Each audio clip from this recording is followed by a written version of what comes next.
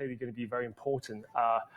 China wants this to happen. Its message, its tone, even on Thursday, was one of, we think we should do a deal here. But if not, the retaliatory steps that China could take could be, in many ways, punishing on Europe in its response to what it sees as unfair competition. But I don't think anyone wants to see that happen, particularly not least someone like Germany, who has a lot at stake in all of this.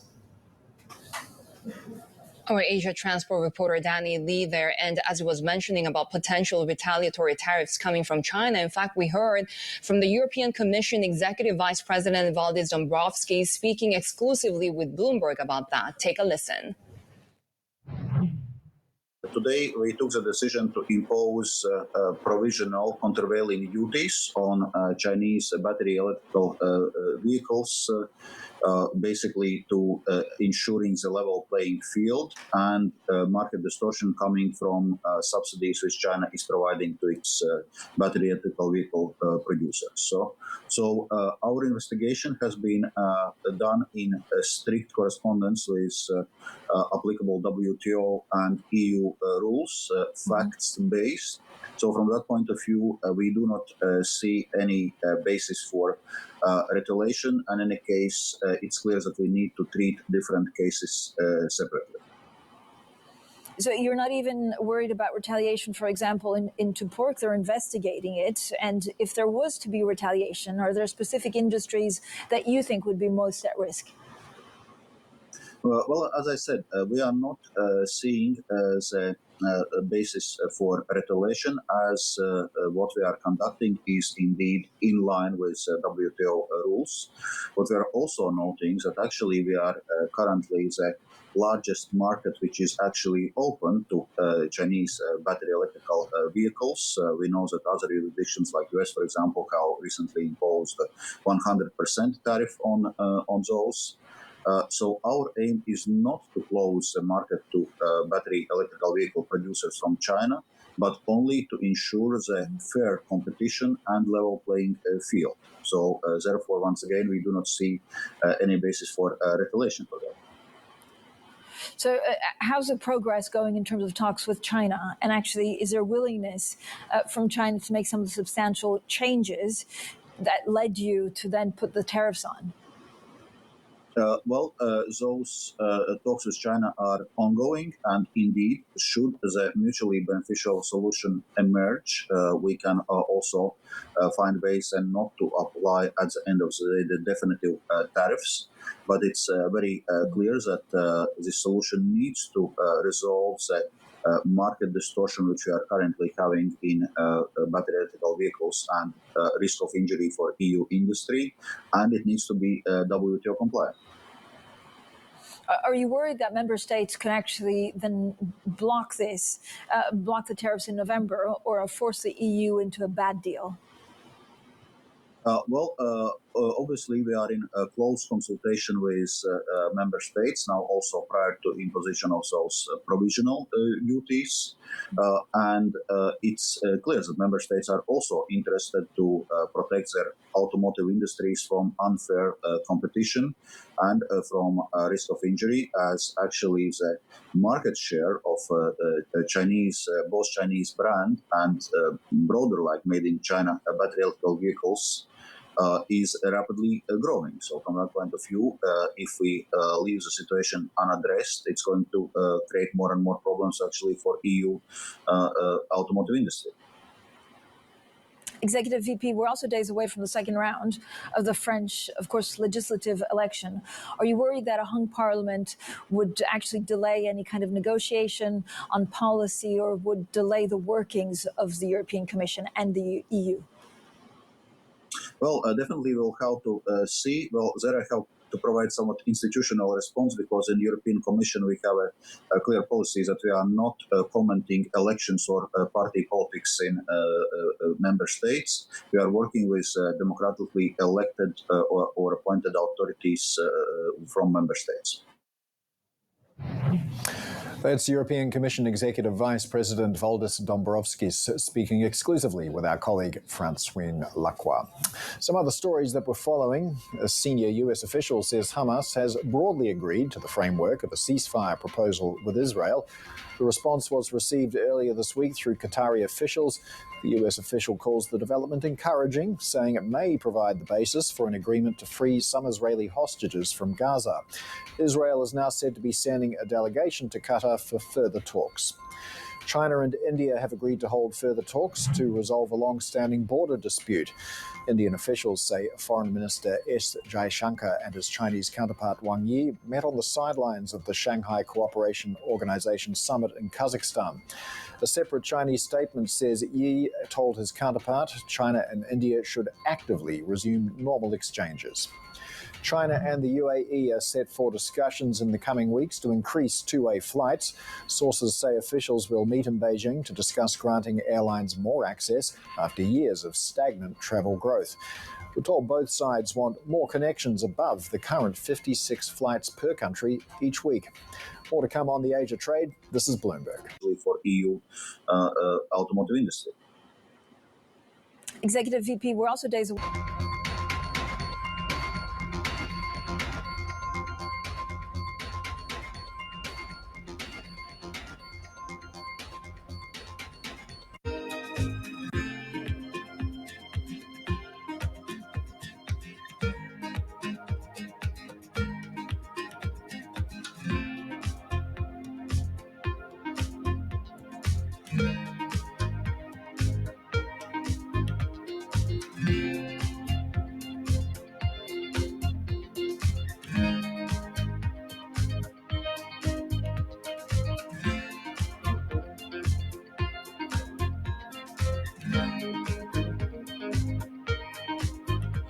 Morning, this is Bloomberg Daybreak Europe. I'm Tom McKenzie in London. These are the stories that set your agenda.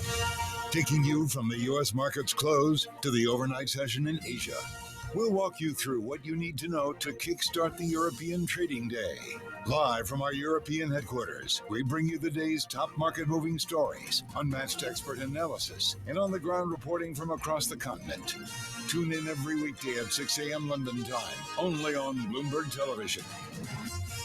The countdown is on. Everything you need to get the edge at the end of the market day. Get ahead of tomorrow's trading with The Close, weekdays at 3 p.m., only on Bloomberg Television. Context changes everything. Get your fixed income fix. Watch Bloomberg Real Yield every Friday right here on Bloomberg. Context changes everything.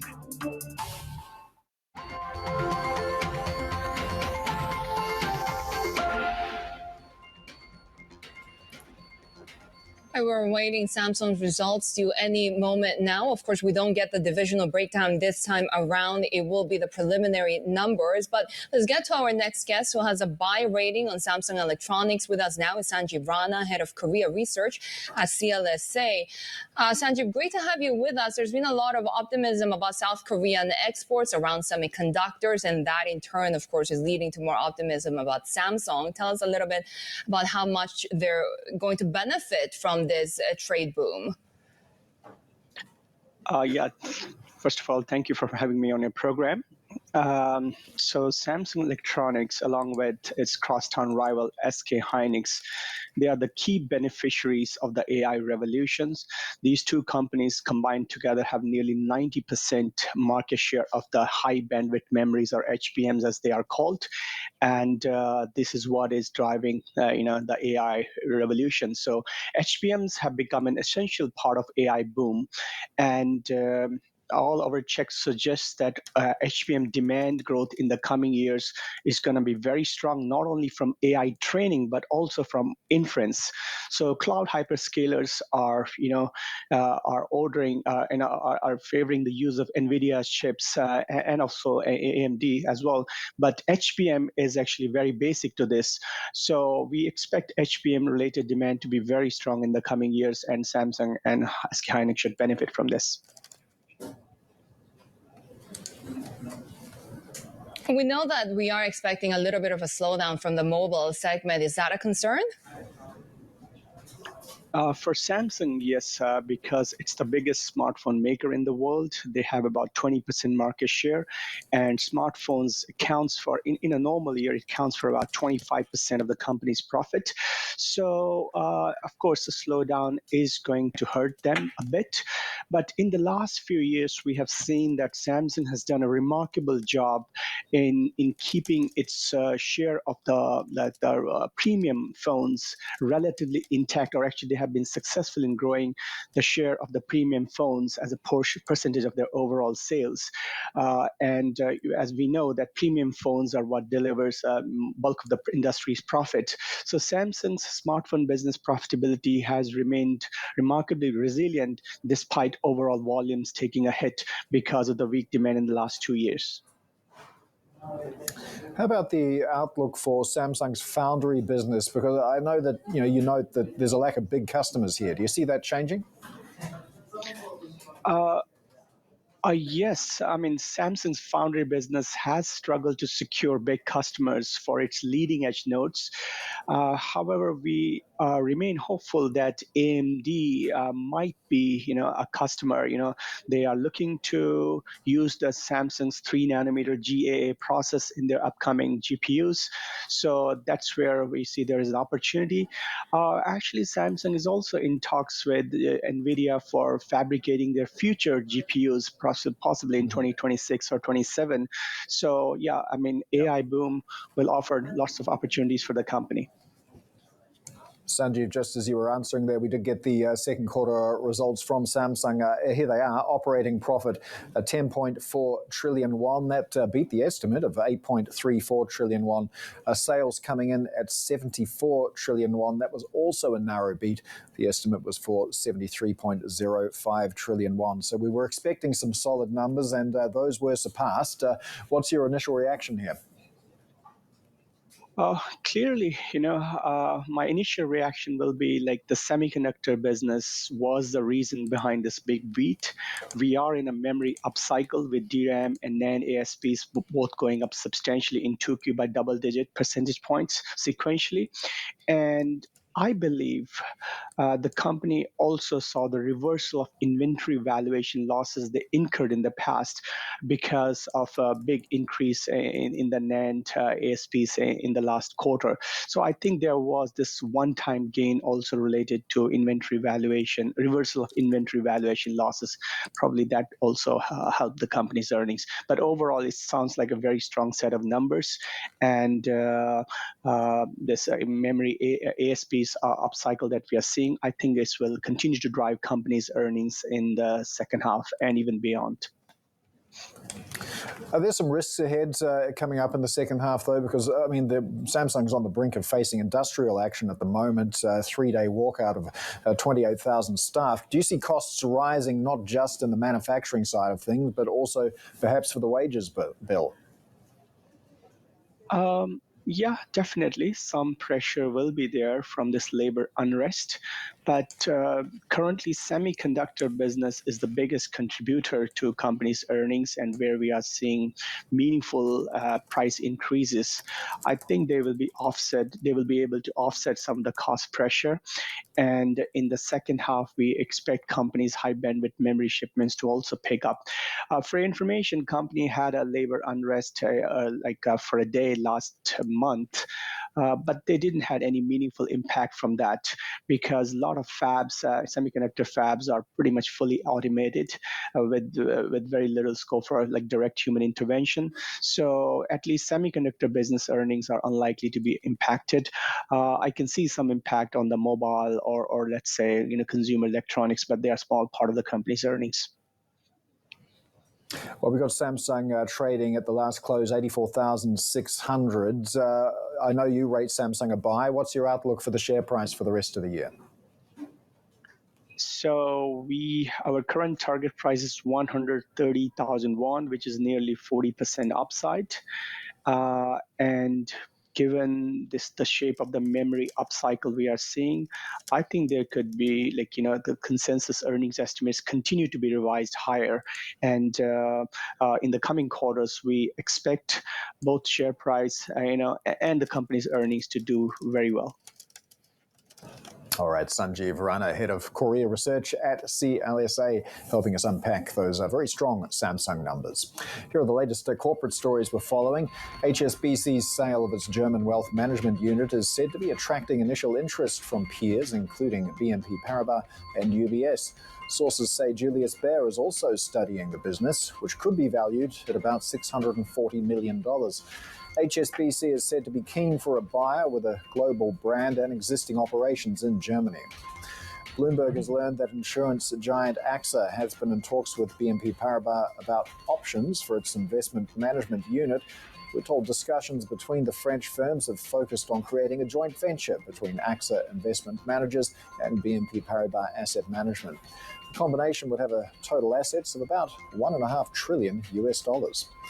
Hong Kong developers New World and Far East are selling a residential project at the lowest price in 8 years for the city's Kai Tak district. Midland Realty says the pricing represents an almost 30% discount to other projects in the area. Home sales in Hong Kong have resumed falling amid high borrowing costs, even after extra taxes were scrapped earlier this year. Or let's say, consumer electronics, but they are a small part of the company's earnings.